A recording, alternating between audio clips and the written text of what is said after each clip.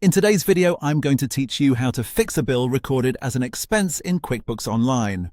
If you've ever entered a vendor payment as a regular expense by mistake, don't worry.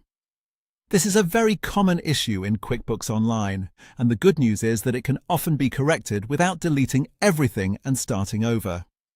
The goal here is to connect that expense to the open bill it should have been applied to, so your records stay clean and you avoid duplicate entries in your books. To begin, go to the Expenses section, or in some QuickBooks setups you may find what you need under Vendors. From there, locate the expense transaction that was entered incorrectly.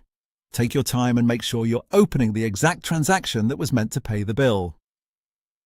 This is especially important if there are multiple payments or similar amounts for the same vendor. Once you find the expense, click on it to open the full transaction details. Here you'll want to review the screen carefully. QuickBooks may detect that there is an open bill or credit for that same vendor and display a prompt to help you match the transaction properly. This prompt is usually found in the upper right corner of the screen, or sometimes in a side panel, depending on your layout.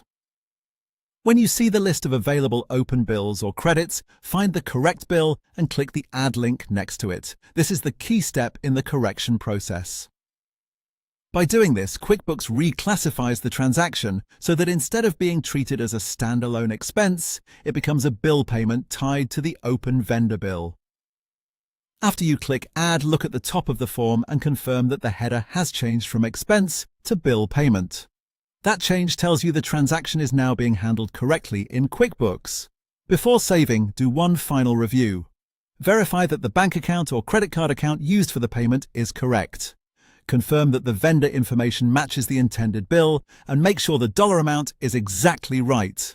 These details matter because even a small mismatch can create confusion in your accounts payable or bank records. Once everything looks correct, click Save and Close.